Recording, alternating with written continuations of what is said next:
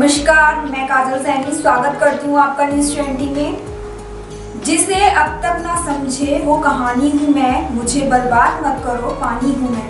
साथ ही दूसरे शब्दों में कहा भी जाता है कि जल ही जीवन है, जल है तो कल है। बूंद बूंद से सागर भरता है, लेकिन क्या कभी आपने यह सोचा है कि अब सागर भरेगा कैसे?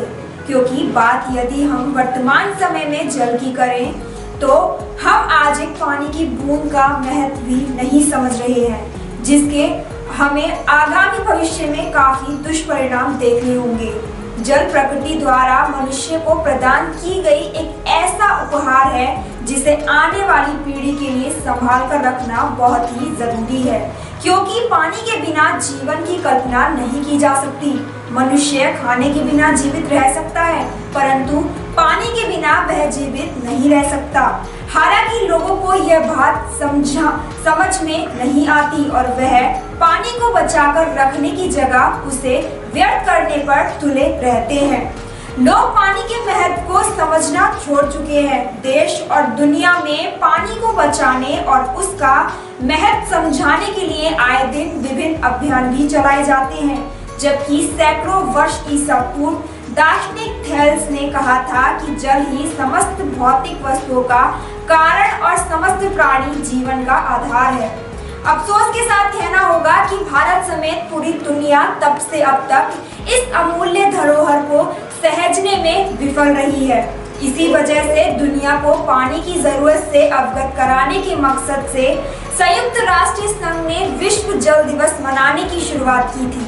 वर्ष 1992 में रियो डी जेनेरियो में आयोजित पर्यावरण तथा विकास के नजरिए से संयुक्त राष्ट्र सम्मेलन में विश्व जल दिवस को मनाने की शुरुआत की गई थी, जिसका आयोजन पहले बार वर्ष 1993 में 22 मार्च को शुरू हुआ था और तब से अब तक हर वर्ष 22 मार्च को पूरी दुनिया वर्ल्ड वाटर डे के रूप में मनाती है।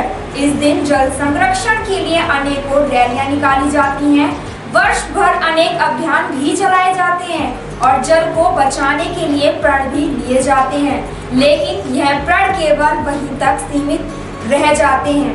हर वर्ष जल दिवस को एक अलग ही थीम के साथ मनाया जाता है, जबकि इस बार की थीम है वैल्यू इन वाटर, जिसका लक्ष्य लोगों को पानी का महत्व समझाना है, क्योंकि दुनिया में कई ऐसे देश हैं जहां पीने तक पानी नहीं मिल पाता और लोग गंदा पानी पीकर कई सारी स्वास्थ्य संबंधी समस्याओं का सामना करते हैं।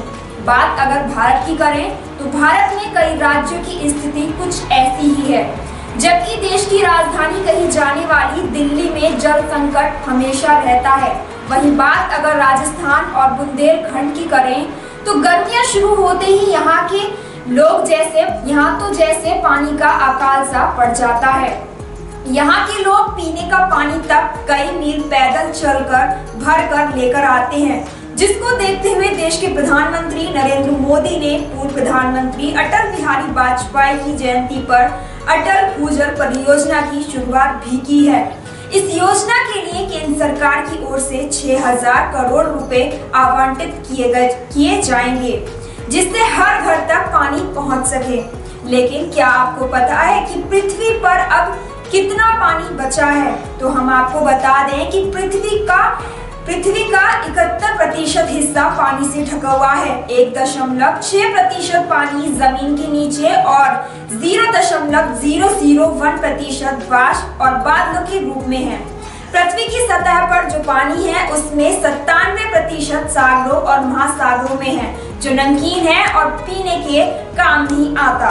केवल 3% पानी पीने योग्य है, जिसमें 2.4% ग्लेशियरों और उत्तरी और दक्षिणी ध्रुव में जमा हुआ है और केवल 0.6% पानी नदियों, झीलों और तालाबों में है, जिसे इस्तेमाल किया जा सकता है। एक अनुमान के अनुसार पृथ्वी पर कुल 32 करोड़ 60 लाख खरब गैलन पानी है और एक रोचक बात यह भी है कि यह मात्रा घटती बढ़ती नहीं है।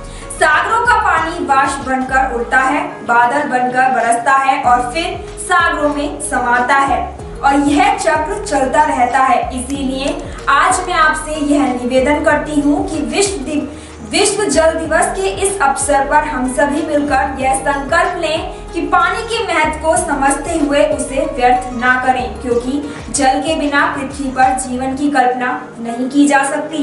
आप सभी ज्यादा से ज्यादा पेड़ पौधे लगाएं और जितने भी अवैध तरीके से पेड़ काटे जा रहे हैं उसे रोकने की कोशिश करें, क्योंकि हमें जल के संरक्षण के साथ साथ बचे हुए जल को साफ रखना है।